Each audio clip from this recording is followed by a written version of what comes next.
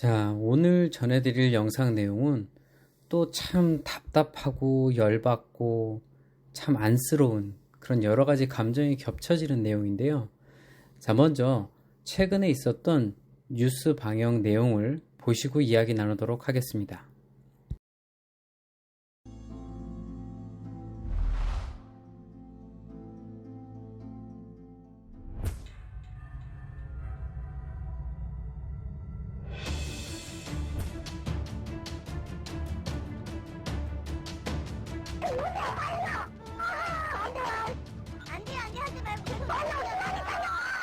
어머니가 지금 심정지 상태로 구급차에 이송 중이시라고 빨리 병원으로 오라고 연락을 받았어요. 근데 의사분 나오셨을 때는 어머니 상태가 좀 많이 안 좋으시다고.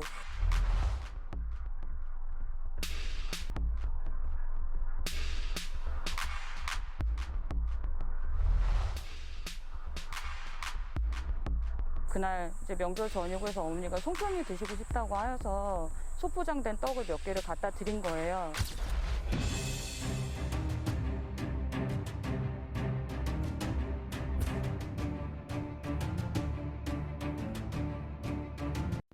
자, 영상에서 보셨듯이 요양원내 어르신이 떡을 드시다 목에 걸려서 결국은 기도폐쇄로 인해 사망사고가 일어난 일입니다. 자, 이 뉴스 영상을 여기까지만 보면 이런 사고가 참 안타깝구나인데요. 이 뒤에 내용을 이제 더 보여드리겠는데, 요양원 측 잘못 또는 어떤 요양원 측의 미비한 대처로만 이 영상이 비춰지고 있어요. 그래서 제가 굉장히 열받고 답답한데요.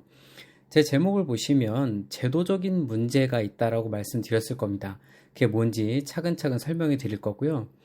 6년 전인가 제가 요양원 운영할 때도 이런 비슷한 사고가 있었는데, 무슨 사고가 있었냐면 연하장애가 분명히 있는 어르신이어서 죽식을 드시는 분이었어요. 그래서 보호자들한테 어르신은 연하장애가 심해서 죽식도 간신히 드시니 떡같은 위험한 음식은 요양원 내 절대 반입 금지입니다, 이렇게 설명드렸습니다.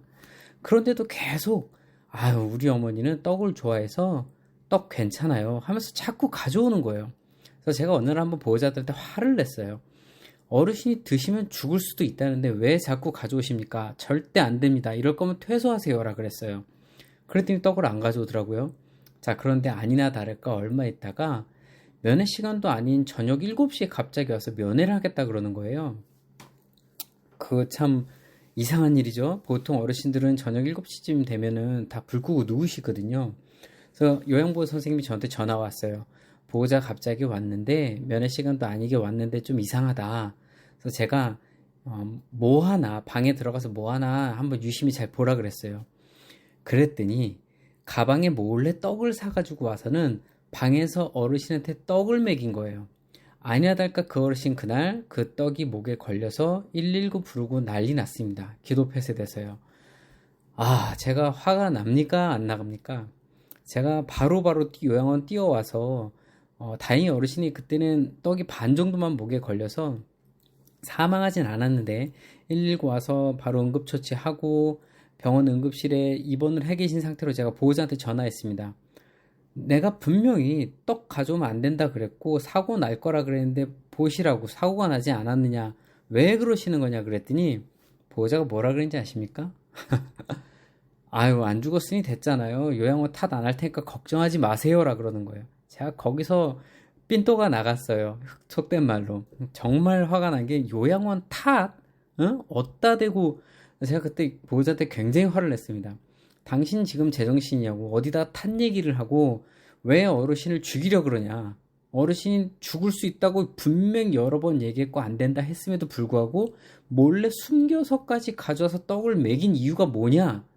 제가 그렇게까지 화를 냈습니다. 정말 이런 사태가 요양원에 아주 비일비재가 많아요. 뉴스 사례도 봤듯이 이런 사고가 일어나면요, 요양원 잘못이냐 모두 다 덮어 씌웁니다. 저희 요양원 같은 경우 지금도 입소하는 첫날 동의서 다 받고요, 전체 가족한테 전부 카톡 돌려서 떡이나 사탕, 견과류 같은 위험 음식 절대 반입 금지라고 통보를 하고 있습니다. 자, 그런데도 불구하고 이 영상 이제 후반부를 보시면 결국은 이 요양원 탓을 하는 장면이 나옵니다. 한번 좀 보실게요.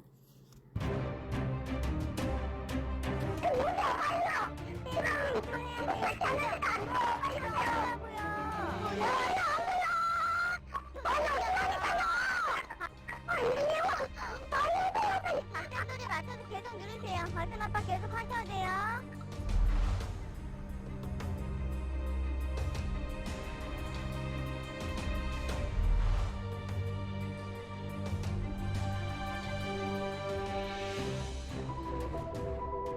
요양보호사분이 전화 신고를 했으면 좀 침착하게 구급대원 지시에 좀 따라주셔야 되는데 구급대원의 지시사항만 잘 따라주셨으면 어머니가 이렇게 그냥 허망하게 돌아가시지는 않으셨을 것 같아요. 요양원에 책임자라도 누가 있었으면은 살릴 수가 있었는데 아무도 없고 CCTV를 보면은 우리 집사람이 죽어가는 그 과정을 봤을 때 나는 너무 억울해요. 지금 내가 살 수가 없어요. 우리나라 요양원이 이렇게 허술하게 운영을 하고 있다는 자체가 나는 너무 억울해요. 요양원의 특징이 상주하는 의사가 없습니다. 일주일에 한 번 또는 요청이 있을 때 가서 약을 처방해주고 하는 것이 전부이고 환자들의 어떤 특성에 비춰볼 때 언제든지 이런 상황이 발생할 수 있습니다. 근데 이런 상황이 발생했을 때 응급처치를 할 수 있는 시스템은 전혀 마련되어 있지 않는 게 제일 큰 문제입니다. 그래도 우리보다 조금 나은 나라들, 복지국가라고 얘기하는 그런 나라들에 비해서는 전체 노인이 100이라면 한국의 어르신들이 장기요양 서비스를 받는 수급관 비율은 한 10% 정도 좀 안 될 겁니다. 보장성에서 상당히 약한 부분이 있다. 인구의 절반이 노인인 그런 시대가 옵니다. 그러면 지금과 같은 현상이 더 심화될 거라고 봅니다. 저는. 자, 보셨나요? 초기 사고가 일어났을 때 요양보호사가 제대로 대처를 하지 않았다. 또 촉탁이가 상주하지를 않는다. 또 시스템이 마련되어 있지 않다. 또 책임자가 자리에 없었다. 자, 과연 이래서 어르신이 돌아가셨을까요? 아니요. 떡을 가져왔기 때문에 돌아가신 게 시작입니다. 그게 팩트예요. 보호자님은 떡을 가져오시면 안 됩니다. 요양원은 떡을 가져오면 절대적으로 안 된다는 것을 미리부터 충분히 사전에 고지할 필요가 있고요. 떡을 가져왔다 해도 절대 어르신에게 나눠주면 안 됩니다. 자, 이 상황에서 요양원 측 과실, 잘못, 제가 그걸 따질 수 있는 권한은 없지만요. 자, 분명한 것은 떡을 가져온 게 잘못의 시작이고 그 떡을 나눠줘 버린 게 또한 잘못입니다. 당연하지 않습니까? 어르신은 떡을 안 드셨으면 사망 안 하셨던 일이에요. 자, 그리고 무슨 제도가 문제냐라는 것, 그게 팩트인데 그걸 왜 안 짚으냐면요.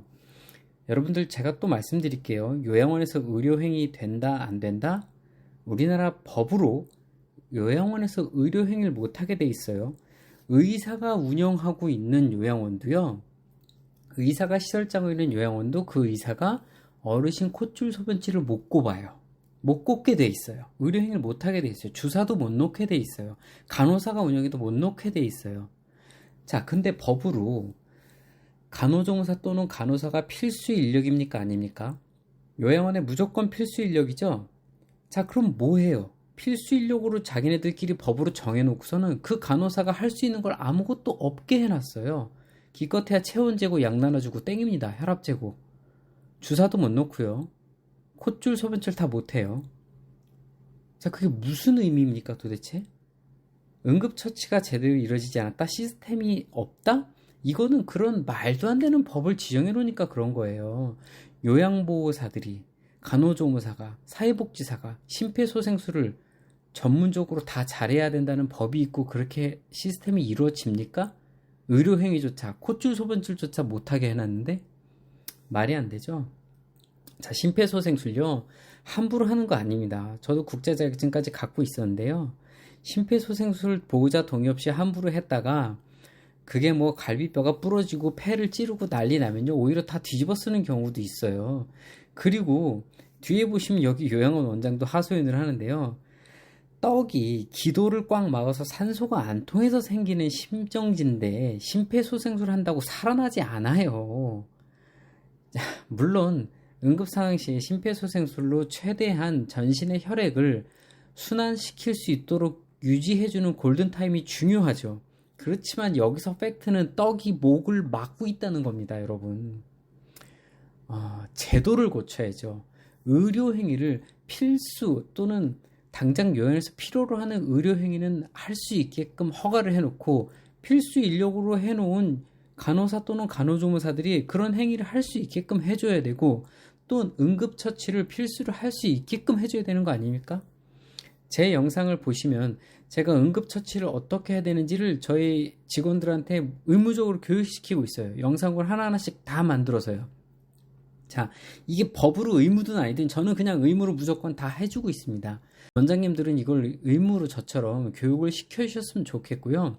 정말 사태가 일어났을 때는 필수적으로 대처해서 움직일 수 있는 시스템을 자체적으로 좀 마련했으면 해요. 그래야 이렇게 뒤집어 쓰는 일이 없죠. 여기 요양보호 원장님이 뭐라고 하소연하시는지 좀 한번 들어볼까요? 요양원 측에서는 떡을 자꾸 원인 제공이라고 얘기를 하세요. 근데 원인이 뭐 떡일 수는 있으나 저는 응급처치에 지금 화가 난 거잖아요. 근데 자꾸 그거를 자기네가 뭐 잘못됐다는 소리 한마디도 안 하고